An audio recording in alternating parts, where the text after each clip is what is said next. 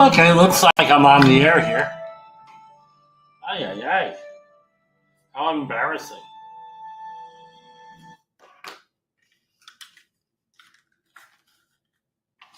Anyway, how's everybody doing there? A lot going on out here before I'll just ad lib it until the start of the program here. Where have I been? Got a project in Parts Unknown over in, not allowed to really say where. But anyway, this is going to be our studio for the foreseeable future, which is good. I mean, I've been following the safety war here for, if you've been around for 4 years, right? We've been all 4 seasons. We've been improving, we've been learning, we've been communicating, and everything else. And what happens? People want to work with you. That's a good thing. And let's go into, let's see here.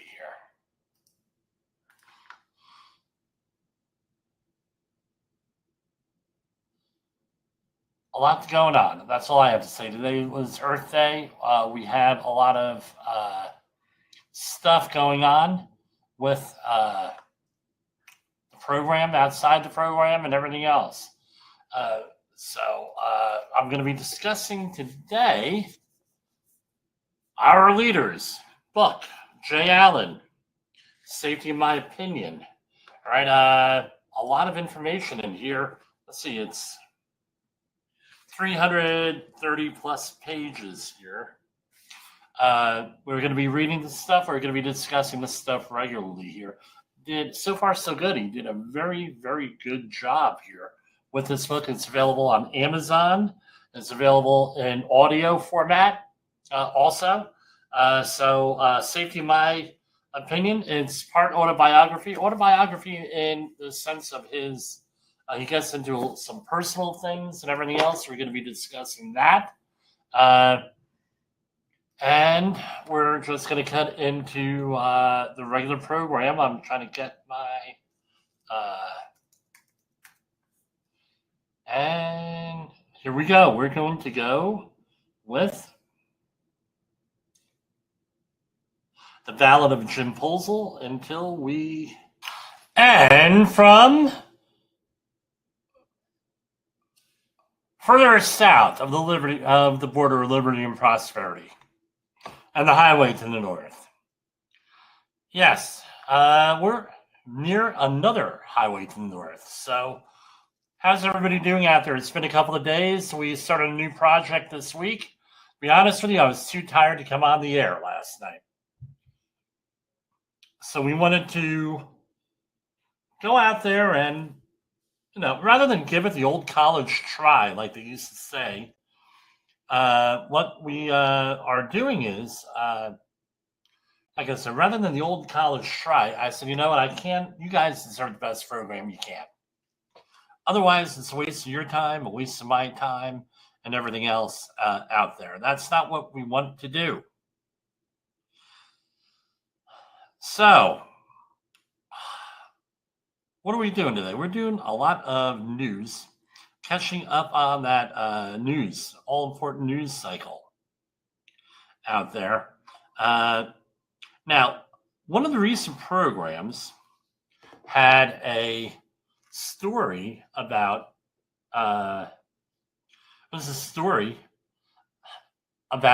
demography, and people are like, oh, well, why do you cover demography? Why is it important? Blah blah blah blah blah. So last night I'm listening to the news.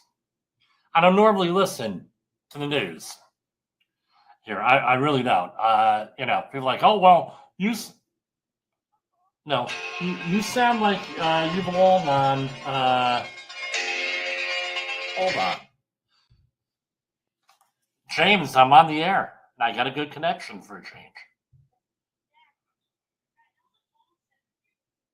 Okay, hold on. Okay, hold on. Hold on, everybody. We're going to go to commercial break here. Okay, hold on. Hold on.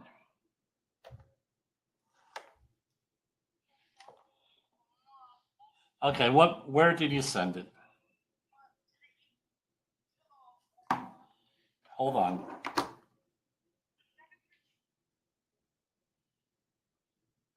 Okay, it is G. It is G 277103.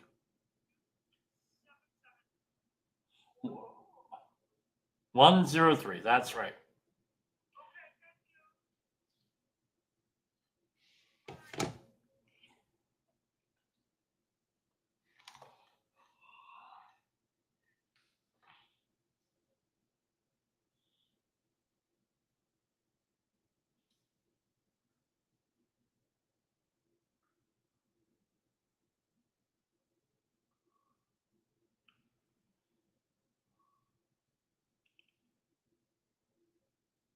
Sorry about that. Sorry about that, everybody.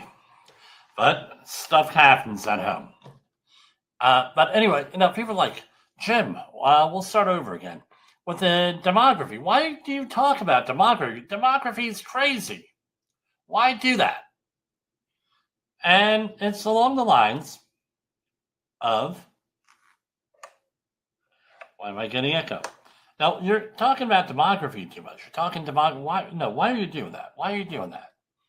It's an important thing. Demography is what the world runs on. Do you have enough people on the bottom of the population pyramid to support the top of the population pyramid? It's really simple. And with the and it all comes out. And by the way, it's Earth Day today. We'll talk a little bit about that. So why does that matter? Earth Day, right? And 1967, there was a book put out, The Population Bomb by Paul Ehrlich. And essentially, it said we're all going to die from overpopulation. Now, at the time, that's what the belief was. So you had countries that had high population problems, right? High birth rates and everything else. What were some of those? India was one. And as a matter of fact, when we had sent aid to India in 1967-68 was the Johnson administration. In that time frame, they put a stipulation in there that India had to do birth control stuff, right? Well, however, no, we're not going to go on to debate like that. And this overpopulation issue then got co-opted here in this country in 1973. Now you're going to say, okay, Jim, you're talking about abortion. Okay, we'll talk about abortion right now. I'm not going to give an opinion one way or the other, but I'm going to say what happened was in 73 when Roe versus Wade guaranteed the federal legal right to abortion. Then, right, but it allowed restrictions because a lot of people never actually read this stuff. Why is it that I'm one of the only people that actually reads this stuff? I have no idea. And what ended up happening was, hold on, there we go. What ended up happening was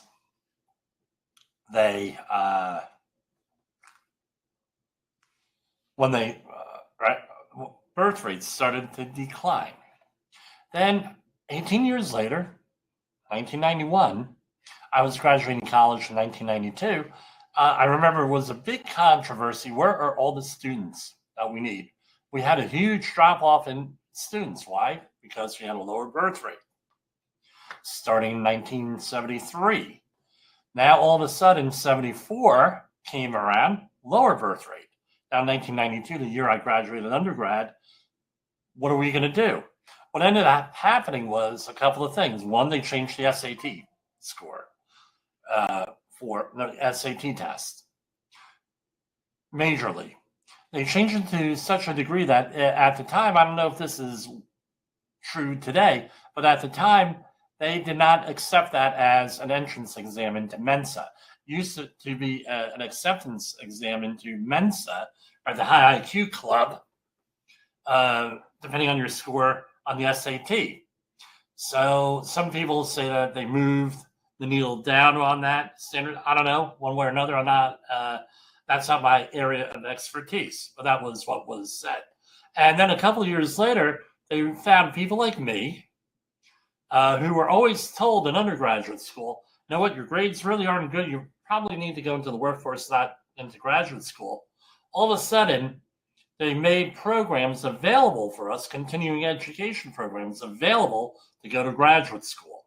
And I was fortunate enough to work for two companies that paid for graduate school for the most, in large part here. And now I'm benefiting from that today. I mean, best decision I made. I didn't make a lot of good decisions in them days, but that was a good decision. I got an education, right, as a policy analyst, environmental policy analyst. And then what happened was this low birth rate philosophy spread throughout the world to reduce the birth rate. Now, some people say that that is good, and Earth Day was about the same time, all happened about the same time as this, the first Earth Day, and nobody considered, or they considered the impact to the ecosystem of having too many people. But as we recall, economics also includes the ecosystem, all the natural resources, and human activity. One of the simplest definitions I've heard of economy is the system for the distribution of scarce resources. And where am I going with this? Where I'm going with this is no one ever considered the economic reality of it. Then in 1980, 79 or 80, China came out with the one-child policy because they were projected to have a ridiculous number of people eventually, right? In one generation, 2 billion, they would not have had the resources, in their opinion, to cover that. So what they ended up doing was creating a one-child policy. And so the thing is, and then instituted a lot of daycare and other things of that nature to help the families. And then so now both parents worked. And effectively, it doubled their economic output. And their balance books went up, and their economy grew to catch up with this. Now, a couple of weeks ago also, we talked about the census, specifically the American Community Survey. The American Community Survey, along with like 139 other surveys put out by the U.S. Census Bureau. Again, this is all under the Department of Commerce. It's all authorized by Congress, starting in 1800 with the first census. And if you go back into the debate about the census, they always intended on collecting this data. A lot of it, in my opinion, not necessary, and that we just got to stop recording because it's too damn divisive. I mean, if you can't ask those questions at work or polite society, why are we asking them in the U.S. Census? Real simple. That's my opinion on that. Stuff that probably should wither on the vine there. Some of those questions. And now China, it's because it's believed by most demographers is way overestimating their population, perhaps by as much as 500 million. And this screws up the balance sheet also and causes manipulation.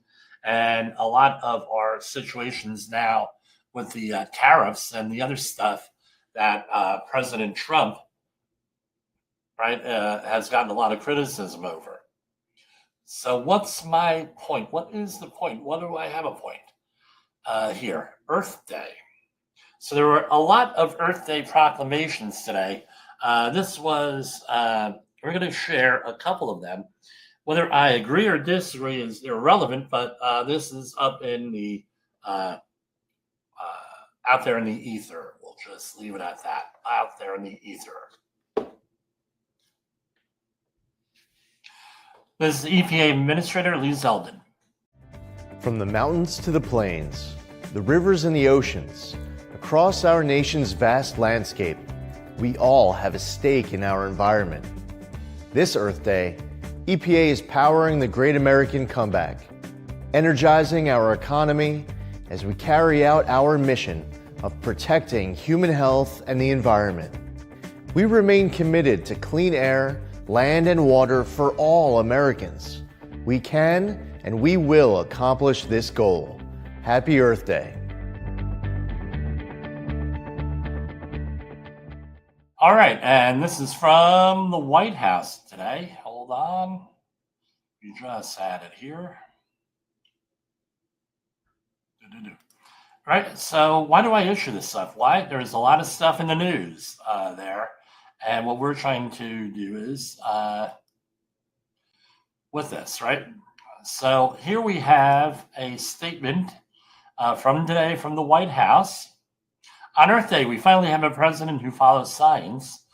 Under President Donald J. Trump, America is back, leveraging environmental policies rooted in reality to promote economic growth while maintaining the standards that have afforded Americans the cleanliest air and water in the world for generations. Unlike the previous administration, which wasted billions of taxpayer dollars on virtue signaling and ineffective grifts, the Trump administration, they found like 20 bill there. The Trump administration's policies are rooted in the belief that Americans are the best stewards of our vast natural resources and no green scam required. Now this, we're going to go back to our friends. They've been on the program, James Taylor from the Heartland Institute, where they came up with this thing that people are the best way to manage, right? And through property rights, that's the libertarian thing.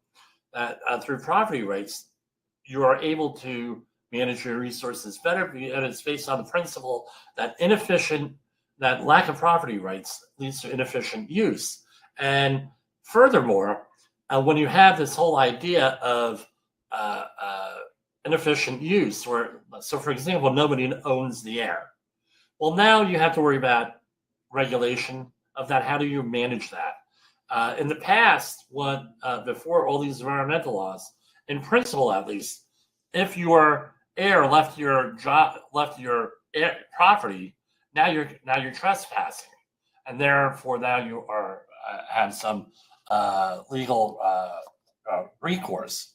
The same thing with like ships. So what was faced around the shipping industry, where if you had a release from a factory and an impact of the shipping industry, now you had damage, right? Or the fishing industry, or you had fishing licenses, things that now you had standing to go, right? And litigated. And this was very ineffective. That's why they came out with a lot of these environmental laws, right?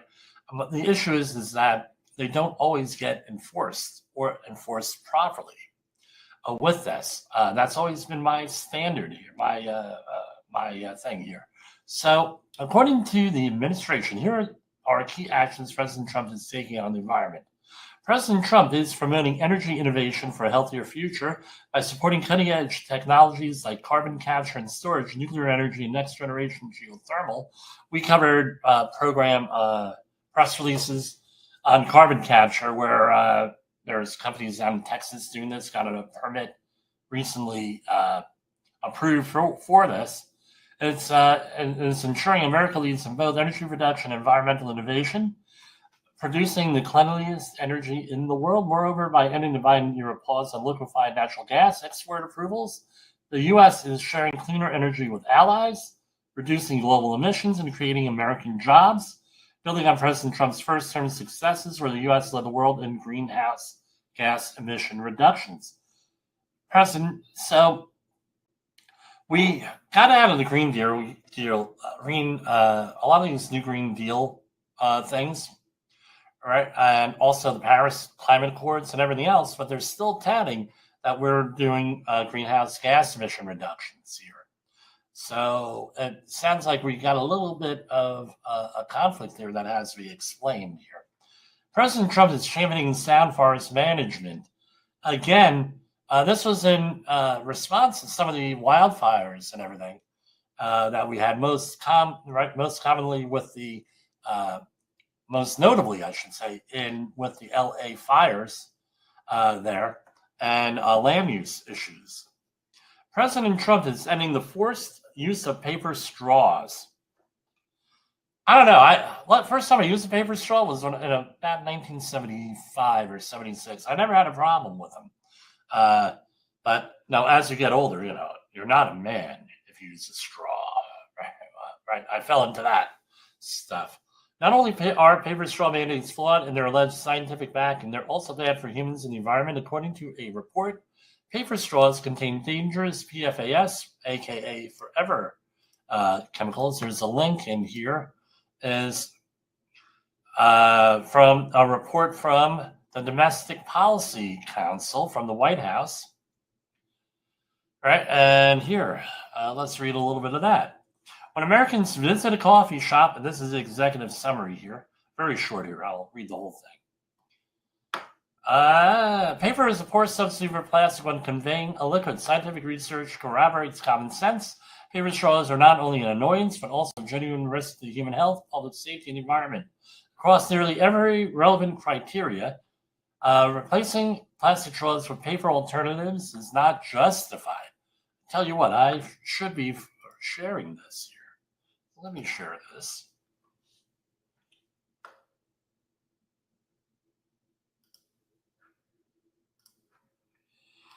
It's amazing we have to have this in writing, right? Across nearly every relevant criterion, replacing plastic straws with paper alternatives, and let me adjust the camera again here, is not justified. Functionally, paper straws lack the structural integrity of their plastic alternatives. I could just hear Scotty, right, from Star Trek saying this. Captain, I'm giving it all she got for the structural integrity. We're losing structural integrity. But anyway, safety. They are hazardous to children and people with disabilities. Health. They contain PFAS chemicals linked to major health conditions. Equal protection. They unduly burden Americans with disabilities. By the way, with this, I will attest that could be a problem. Now I have a bilateral cleft lip and cleft palate here, and I tell you what, back in my younger days, like a child, I did not, I had a problem using straws with that because of the anatomy of my mouth, right? Configuration of the mouth. So I can get that. Okay. According to a new report, not only are paper straws flawed and bad for the humans environment, according to a new report, paper straws contain dangerous PFAS forever chemicals linked to significant long-term health conditions that infiltrate the water supply. Moreover, studies have found producing paper straws can have a larger carbon footprint and require more safety than plastic straws for approximately zero environmental impact. Right? President Trump is cutting wasteful regulations. Let me back up a little bit. Let me comment on this. So, way back in the day, right, people say, how old are you? And I say, I'm old enough to remember how not using a paper bag, which I have right there to remind me, will save the environment because they have to cut down trees in the rainforest to make paper bags. So use a plastic bag. They're biodegradable. Now we have the issue of microplastics all in the water supply, right? And enter the hydrologic cycle, and it's all over the place. President Trump is cutting wasteful regulations that stifle innovation and raise costs. Actions like pausing restrictive emission rules for coal plants or revising the National Environmental Policy Act implementation have accelerated responsible energy and infrastructure projects while maintaining rigorous environmental standards, saving American families thousands annually on energy bills, and proving that a strong economy and a healthy environment go hand in hand. Well, I'll say this much. If you don't have money, you can't clean up the environment and the mess that you made before. President Trump is protecting public lands. The Trump administration has prioritized access to federal lands for energy development while ensuring responsible management. By opening more federal lands and waters for oil, gas, and critical mineral extraction, the U.S. is strengthening energy security and reducing reliance on foreign resources. Simultaneously, investments in conservation, such as a $38 billion in clean water infrastructure during President Trump's first term, continue to safeguard America's heritage for future natural heritage for future generations. President Trump is pushing back on unfair trade practices that harm the environment and undercut U.S. producers. For years, foreign countries have taken advantage of our generosity at the expense of American workers and the environment. Deforestation in Brazil is at a 15-year high. China's unfair, harmful fishing practices flood the global market with illegal fish and stocks. And Mexico fails to deter illegal fishing while all enjoying massive trade deficits, with the U.S. contributing to global environmental degradation. I agree with that one on that, right? President Trump is cracking down on China, the most prolific polluter in the world. According to Reuters, China is responsible for the most ocean plastic pollution per year, with an estimated 2.4 million tons, around 30% of the global total, by imposing tough trade measures and promoting American manufacturing. The administration is reducing reliance on China's high pollution industries, ensuring the U.S. leads by example with cleaner production and responsible global stewardship. Okay. President Trump is protecting wildlife by pausing certain wind projects. Again, I'm going to tell you, there are wind projects that are out there going on because I did the safety training for them. 845-269-5772, and I can do your safety training. President Trump is recognizing wind turbines' detrimental environmental impact, particularly on wildlife, which often outweighs their benefits. And that's what we have from the White House on this. Let's see what else we got here. Right. So we started out on here. And I think that this is all a repeat of the executive order that we have had just now with that. So again, you're not going to see, if you watch regular network TV and everything, you probably did not see that tonight. It's like that. Well, Jim, you told us that you don't watch TV. Yeah, I don't, but I tell you what, the times I do, we did that demographic program. It ends up on a major network there. So we were the first. We're the first. They're listening to it. Believe me, they are listening because I was able to find out that. What else do we got here? White House is from The Hill. Article by Zach Burdick. This is from February 27th. Shortly after President Trump said EPA Administrator Lee Zeldin plans to cut 65% of the agency's staff, the White House clarified, said Trump was referring to agency spending here. And in the past, they, in February, they found $20 billion of basically what we call the political arena street money. Right, that was in gave people money laundering, basically legalized money laundering with that, and and the groove hits the fan as usual. And what else we got here? Boom. All right, we're going to go to commercial break here. Oh. Yeah, we're going to go to... No, we're not going to go to commercial break. We're going to talk right now. Friend of the program. Right? He's tagged on almost every program we produce. And I spoke to him at length last week on this, right? A Safety in My Opinion by Jay Allen. He came out with this book. I tell you what. I'm thumbing through it. There's an audio edition. Right, this is the violent consciousness, construct, and the reality of risk. So let me read here. What if the system you're working in was never designed to hear the truth? That happens. Very rarely do you find an organization that is okay with the truth. They're out there. Believe me, they're out there, but they're very hard and difficult to find sometimes. Nobody wants to hear bad news. So what's what advantage of hearing bad news? Well, guess what? Now you could correct. Now it's reality. I spoke to a CEO of a major construction company, about a year ago. They love it when I give them their 8-hour HAZWAFA refresher training. The reason being that they love it so much is that I give the unvarnished truth with that. And they've gone to other companies. They haven't gotten the truth. They get a trainer out there. Let's face it. A lot of these consultants that do this in training stuff, right? What do they want? This is how you put on a hard hat. This is how you put on safety glasses. This is why you should be wearing this. I mean, they get into chemical hazards and baloney like that, which, yeah, it's important during a HAZWAFA. But it's like the permissible exposure limit of benzene is 1 parts per million, and it's dangerous.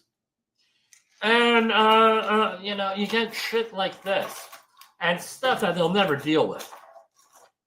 So the training has to be tailor-made. I'm going off on a tangent here. I'll get back to you in a minute, Jay. So the training has to be relevant to what they're doing. So if you have managers that are getting training, give them management level training. This is how you manage these jobs. This is why this is important. Hard hat safety. This is why it's important. 1910-120. This is how you comply with the rules. This is how we do hands-on work. This is what you ask, right? Things of that nature. So you get data, so you're able to go and improve. So here we go. Safety, in my opinion, isn't just about risk or rules. It's about signal. Jay Allen, PhD, takes you inside the rituals, the illusions, and the real human stories that shape how safety is seen, enforced, and ignored. I like the seen, enforced, and ignored. That's good. Jay, you did great on that line, man. Right? From behavior-based safety to HOP, human organizational performance, or tree freeze. From The Matrix to My Big Dome. Right? It was 2 books. From Burnout to Wake Up.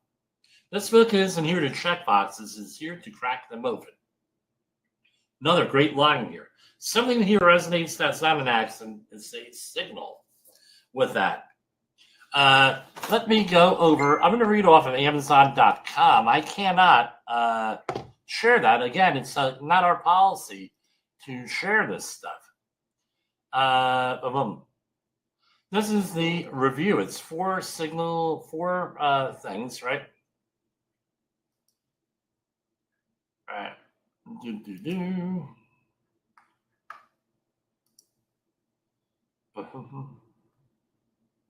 All right, so this is going to be a trilogy here. With this is book 1. Damn, Jay, you're good. Damn, I'm proud to be affiliated with you. What happens when awareness doesn't collapse the system? It mutates it. The signal transmission trilogy explores how modern organizations respond to discomfort, not with truth, but with distortion. From simulation theory and human organizational performance to safety systems, performance optics, and language rebranding, these books dive deep into the unseen mechanics that shape behavior inside safety cultures and high-risk systems. Safety, in my opinion, was a wake-up signal. The moment that a safety professional stopped leaving the dashboard and started listening to the silence. The system didn't collapse, it adapted. Next transmission, safety mutation, is already pulsing behind the curtain because the system always responds and never plays fair. These books don't offer compliance tips. They challenge the simulation itself. That's what we're here. That's what I would call the safety war. That is a war. It's a war for your safety. You're in it. You're fighting it every day. Right? With that. And safety, this is right off of Amazon here. This isn't a safety manual, it's a transmission. Safety, in my opinion, is not about checking boxes or enforcing rules. It's about waking up inside the system you're already part of. Jay Allen, PhD, takes you behind compliance to uncover the unspoken agreements, the emotional weight, and the cultural rituals that shape how people show up and why they stay silent. Blending safety leadership, systems thinking, simulation theory.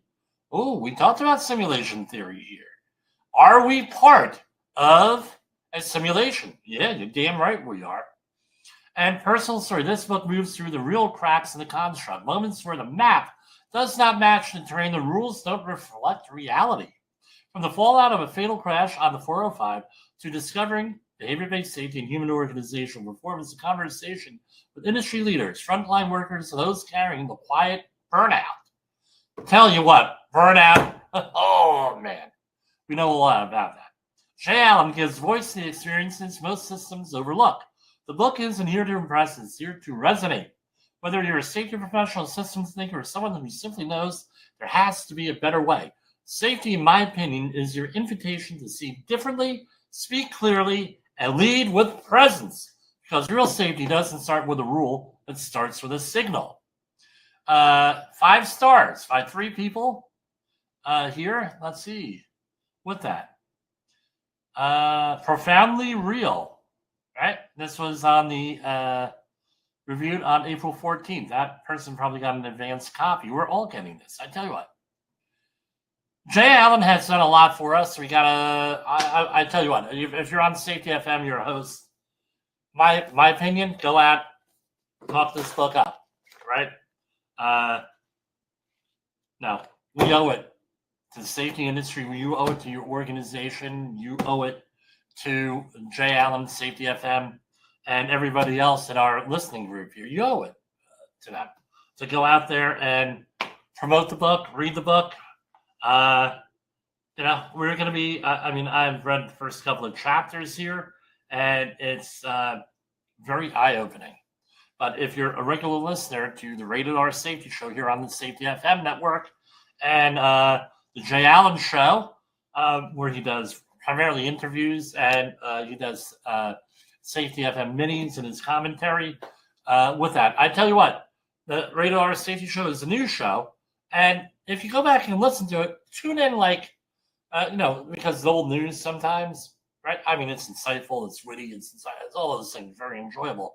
But usually about 27 to 35 minutes after the hour, he gets into his topic, and it's very insightful on there. And some of them come from the conversations that he has with me, I know.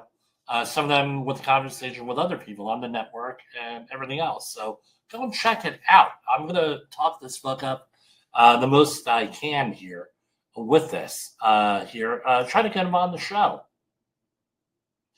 All right. All right. I need a break here. I need to get something to drink. So, by the way, let's hear from Jay Allen himself.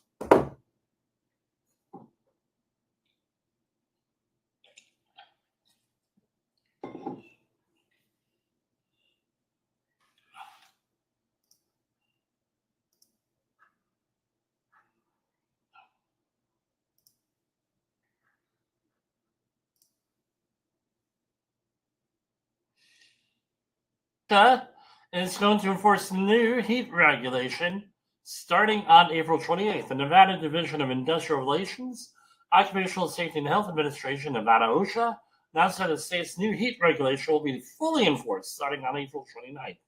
This regulation aims to protect workers from heat-related illnesses. I'll tell you what, this hotel room, I'm going to get a heat-related illness in here, man. Wow, it's warm. The regulation aims to protect workers from heat-related illnesses as temperatures rise across Nevada. The regulation mandates that businesses with more than 10 employees conduct a job hazardous analysis to identify conditions that could lead to heat illness with that. So that's what's going on there. All right, what else we got here? So this was from last week. We're going to do a share screen here with this. So OSHA has released its injury tracking ITA data. Let's do a share screen on that.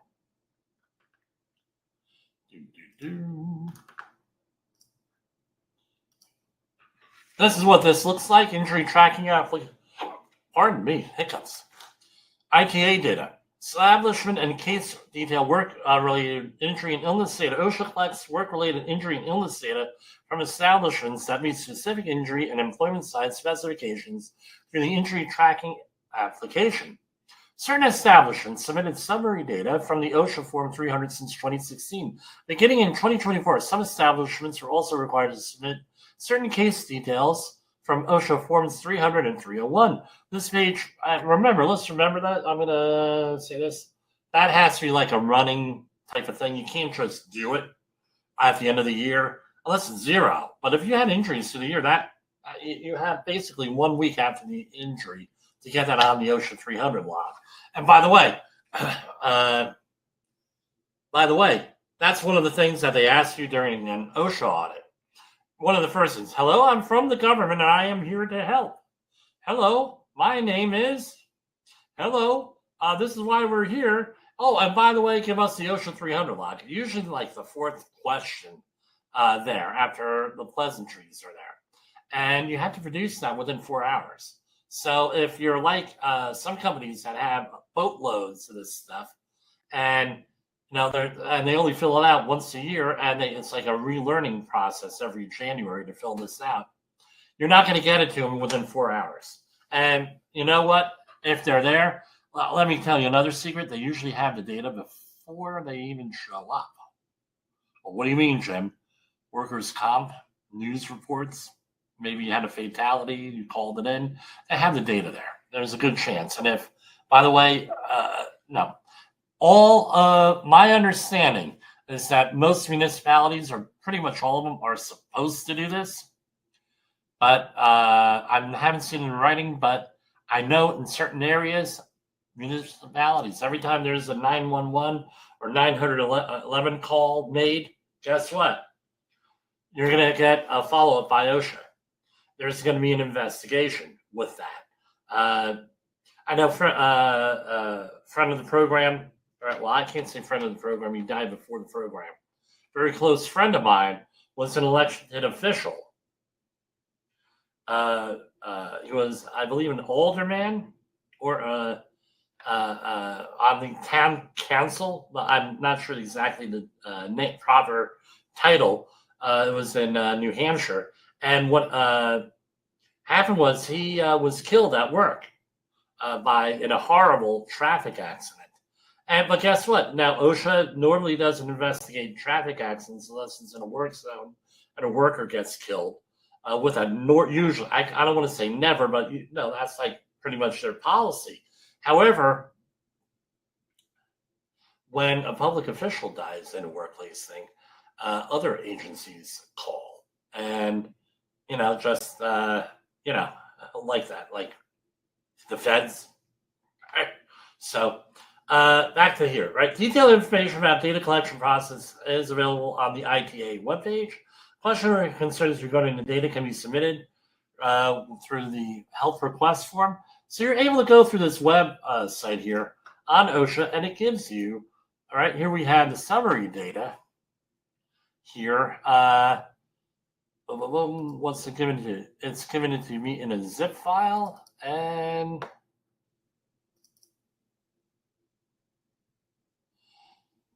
it's in a CSV file that's very large, and it gives you a case detail file, also in another zip file.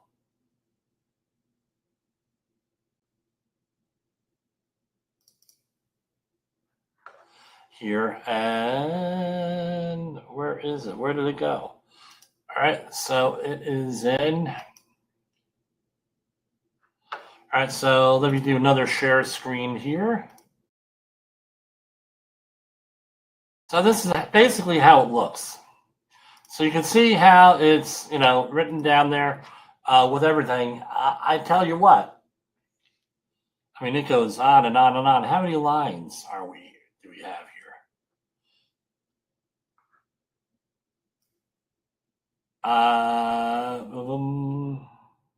Lots. All right. So it gives it to you in a comma separated value format. It's 370,665 lines of data. Wow. Right. And that's on the summary thing, right? So, I mean, a lot of stuff there. A lot of stuff. So now they released that with that, and Right, what other day? Let me do share screen real quick on this. Right, so you go through the whole thing: work-related injury and illness and summary here for 2023, historical data here, going all the way back to 2016, and then summary date dictionary, whatever that, up back from 2016 to 2022. They have a nice little video here and other data sets. So if you are a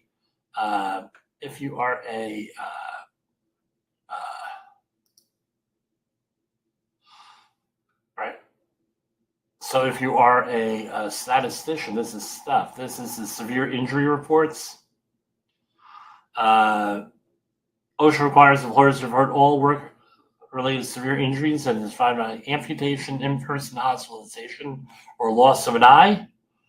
And with that, and that gives you other data also. Here we have, right,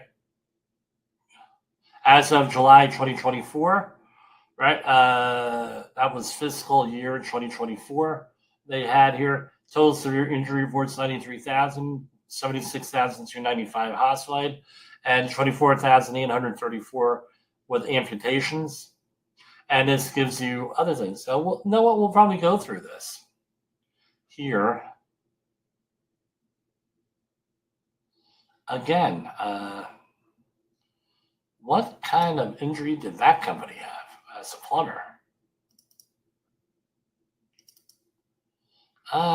We could go in with that. So good data sets. I mean, it's out there with that. What else do we got here? All right. It's 48 after that. Let's see what else we have.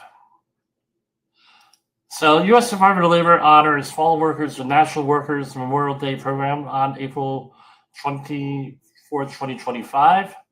And the department will welcome families traveling across the country to the nation's capital for the program, which pays tribute to men and women who have lost their lives while on the job, as well as all the fallen workers before them, the survivors who remain to grieve and carry on. So 15 people's lives a day, that's not exactly accurate. And we know that because according to their models, it's 50,000 workers die a year from workplace illnesses. That's not tracked by the 300 log. So with that, U.S. Secretary of Labor Lori Chavez DeRemer, acting OSHA Assistant Secretary, or Amanda Wood-Lehau, and Mine Safety and Health Administration Deputy Assistant Secretary for Policy James Paul McHugh will speak at this year's event. And the event will be live streamed starting at 1 p.m. Eastern Daylight Time. If they have a YouTube thing, I'll be sharing it with everybody. So, and there are events nationwide. Go on the website here. So, for example, I'm going to click on Pennsylvania, and they have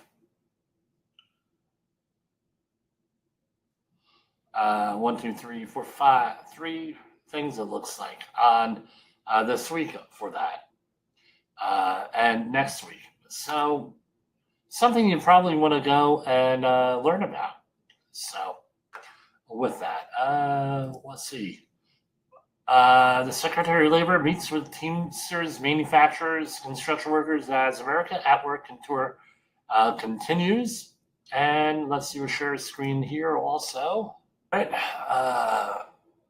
In her speech with Teamsters last week, the Secretary of Labor highlighted her father's experiences as a Teamster meant paycheck we can count on, a roof over our heads, and a promise that hard work will be respected.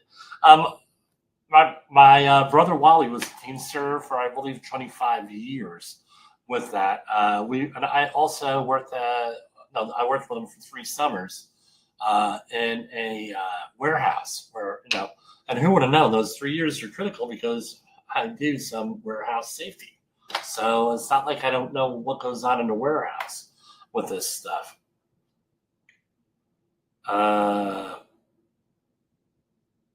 Anyway, she went to Oregon and other places.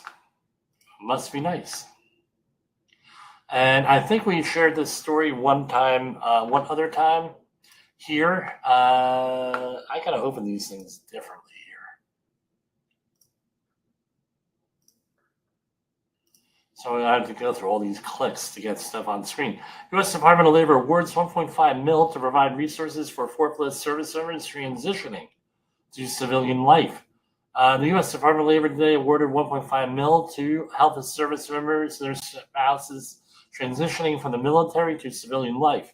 The funding will ensure impacted workers at and around forklifts have uninterrupted access to needed resources, including employment and training services. I tell you what, and I'm not putting down veterans, but it's a culture shock for a lot of veterans to go into the regular workforce. And a lot of them become safety professionals because the government had, I don't know if they still have it, for to get safety credentials. So I know at least one person who went and the government paid for, he was a colonel in the military, paid for him to become, go get involved with the safety business, got some education, got some credentials. And he had a pretty easy time transitioning to civilian life for the most part. But there are people who have issues transitioning there.